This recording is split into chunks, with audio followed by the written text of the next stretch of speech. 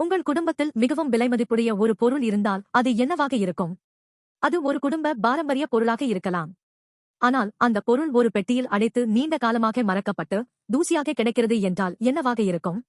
இது வெறும் ஒரு பொருளை மறப்பதல்ல, அது வழியாக நினைவுகள், அர்த்தங்கள் மற்றும் உங்களது உணர்ச்சிகளை இழப்பதுதான். பரிசுத்த வேதாகமத்தில் இதற்கு சமமான ஒரு கதை உள்ளது. இஸ்ரவேல் மக்கள் உடன்படிக்கை பெட்டி எனும் ஒரு முக்கியமான பெட்டியை வைத்திருந்தார்கள்.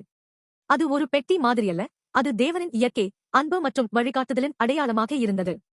பிலிஸ்தர் மக்கள் அதை கவர்ந்தனர். பின்னர் அது மீண்டும் கிடைத்த போதும் அது கிரியத்யாரிம் எனும் சிறிய ஊரில் நீண்ட நாட்கள் பாதுகாப்பின்றி இருந்தது. 2 சாமுவேல் அதிகாரம் 6 தாவீது ராஜாவாக ஆனபின் இதுவே தவறானது என்பதை உணர்ந்தார்.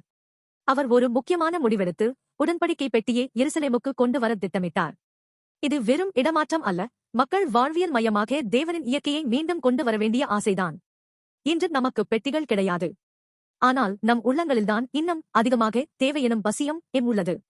நாம் பிஸியான வாழ்க்கையை வாழ்கிறோம், தொழில்நுட்ப வசதிகளை அனுபவிக்கிறோம், ஆனால் நம் உள்ளத்தில் ஒரு வெறுமை உள்ளது. பிரெஞ்சு தத்துவஞானி பாஸ்கல், மனித உள்ளத்தில் தேவன் மட்டுமே நிரப்பக்கூடிய இடமொன்று இருக்கிறது எனக் கூறினார்.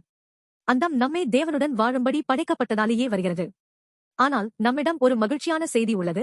இப்போது நாம் தேவனை சந்திக்க கோவிலுக்கோ அல்லது ஒரு பொருளுக்கோ செல்லத் தேவையில்லை. இயேசு உலகத்திற்கு வந்தார். அவருடைய மரணமும் உயிர்த்தெழுதலும் மூலம் நாம் நேரடியாக தேவனை சந்திக்க வழி திறக்கப்பட்டது.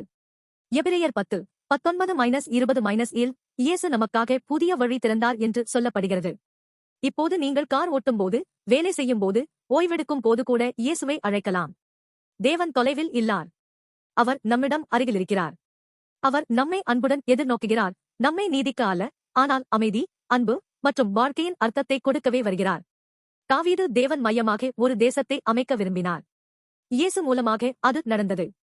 இப்போது நாம் தேவனின் இயற்கையை அனுபவிக்கலாம், நியாயம் மற்றும் அன்பு வழியாக அதனை உலகிற்கு காட்டலாம். அதன் மூலம் நமது உள்ளங்களை நிரப்பும் அமைதியை பெறலாம். இப்போது உங்களிடம் ஒரு எளிய அழைப்பைச் சொல்கிறேன். உங்களது உள்ளத்தில் ஒரு விளக்கமில்லாதம் இருந்தால் இப்படி சொல்லுங்கள்: தெய்வமே, உங்களை அறிய விரும்புகிறேன். என் வாழ்வில் வாருங்கள், என்னுடன் இருங்கள். இந்த எளிய ஜெபம் நம்பிக்கையின் முதல் படியாகவும் தேவனின் இயற்கைக்குள் செல்லும் கதவாகவும் இருக்கும்.